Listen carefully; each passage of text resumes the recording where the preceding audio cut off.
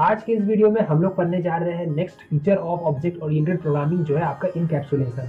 तो अभी तक हम लोगों ने क्या क्या कवर कर लिया था। क्लास, ऑब्जेक्ट, मेथड्स, ये आपका मेन टर्म्स हो गए ऑब्जेक्ट ओरिएंटेड प्रोग्रामिंग के।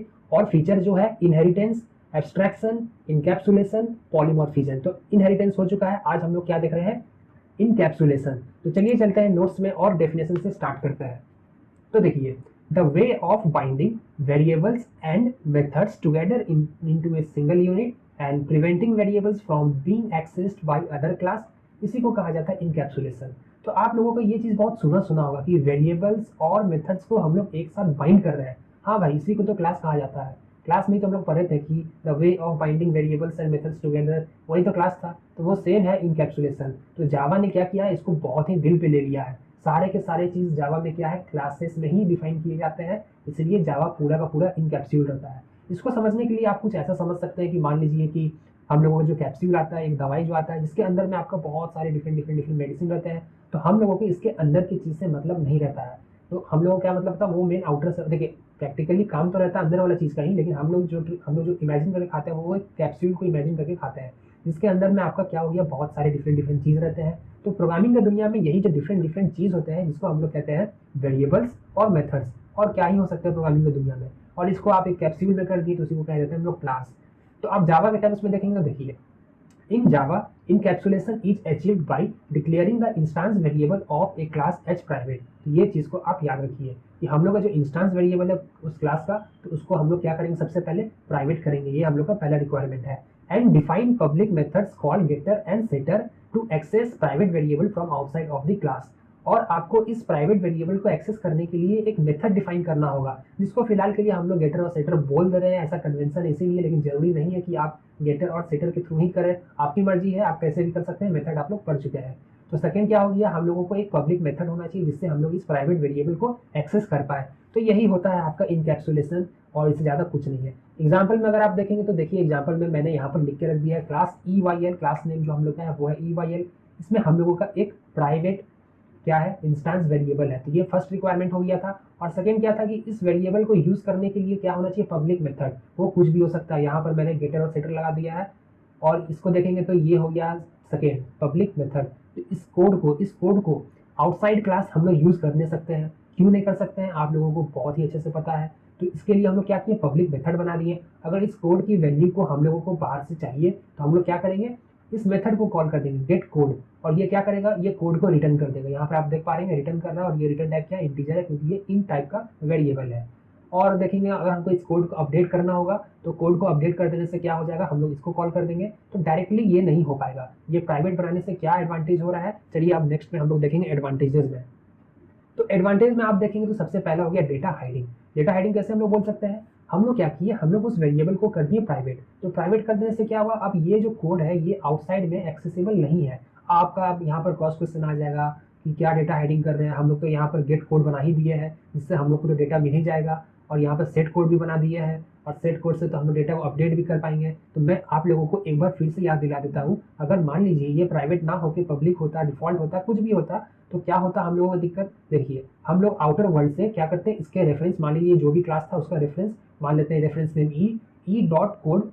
इसको मैं क्लोज करता हूँ, ई डॉट कोड। इसमें क्या होता, मैं डायरेक्टली यहाँ पर एक वैल्यू असाइन कर देता मान लीजिए, तो ये क्या करता, प्रीवियस वैल्यू को ओवरराइट करवा देता। तो ये बहुत ही अनसिक्योर तरीका हो गया। अब इसके अंदर में अभी मैं एक्सेप्ट करता हूँ कि सिर्फ एक ही लाइन है, इसलिए आपको लग रहा होगा कि क्या ही फर्क पड़ता है, ऐसे करें चाहे ऐसे करें। लेकिन प्रैक्टिकली अगर आप सोचेंगे तो यहाँ पर हम लोग वैलिडेशन भी लगा सकते हैं ना, कि क्या ये कर रहा है, कौन कर रहा है, क्यों कर रहा है। तो इससे हम लोग एक लेवल ऑफ सिक्योरिटी अचीव कर सकते हैं। तो ये आपका हो जाता है यहाँ पर बहुत ही इंपॉर्टेंट।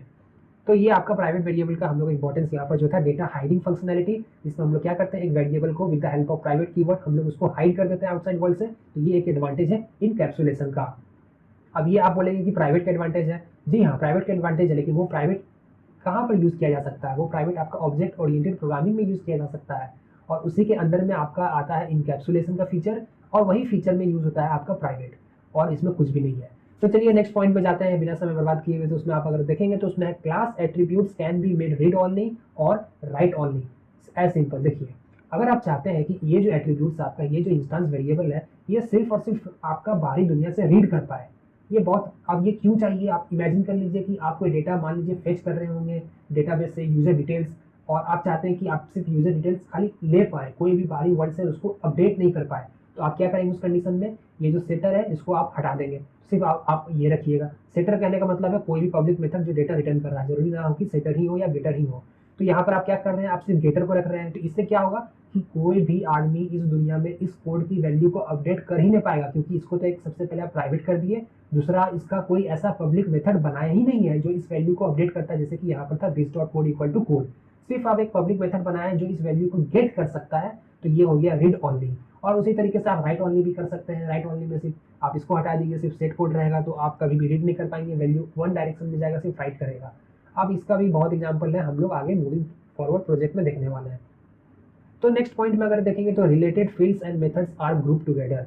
अब देखिए ये क्या कहने का मतलब है, ये आपका वही बात हो गया। पहले मान लीजिए जब आपका क्लास नहीं था तो क्या होता था, वेरिएबल होता होगा, कुछ वेरिएबल तो होता ही होगा नो डाउट, वो अपना कहीं पर रहता होगा। अब प्लस हम लोग क्या करते हैं, फंक्शन बनाते थे। ये फंक्शन क्या है, ये मेथड ही है।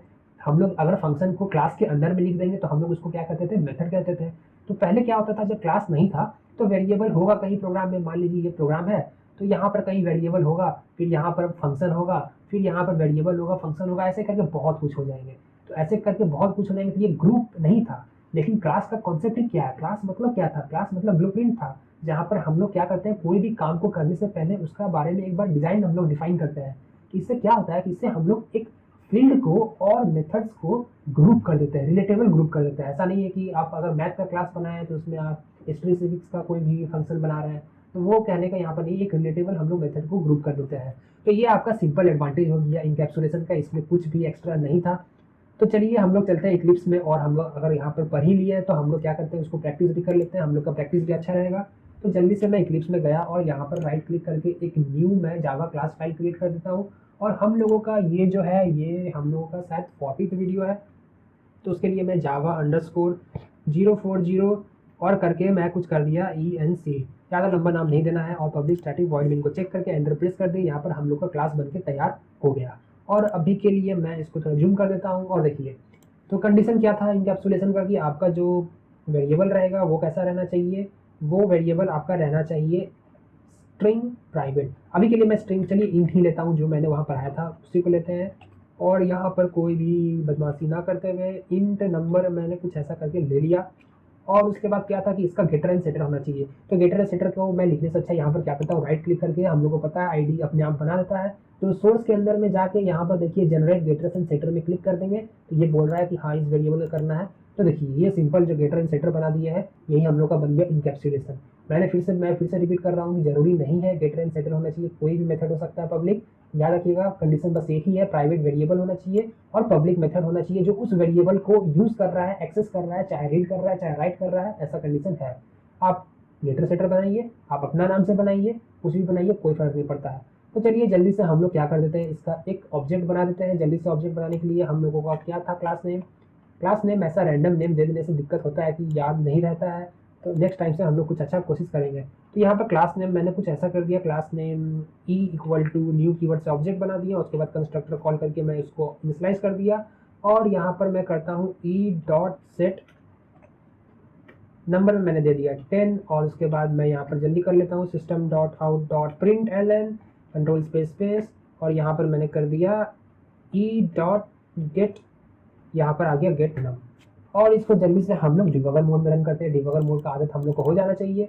और यहाँ पर मैंने ब्रेक पॉइंट लगा दिया, और यहाँ पर मैं यहाँ पर रन एज डिबगर मोड में कर रहा हूँ। यहाँ पर कोड हम लोग का जाके रुक जाएगा, और रुकने के बाद यहाँ पर जो भी वेरिएबल बनाया होगा, पहले तो नेक्स्ट करना है, उसके बाद ये वेरिएबल बनाएगा। देखिए आप यहाँ पर C नाम का वेरिएबल आप देख सकते हैं।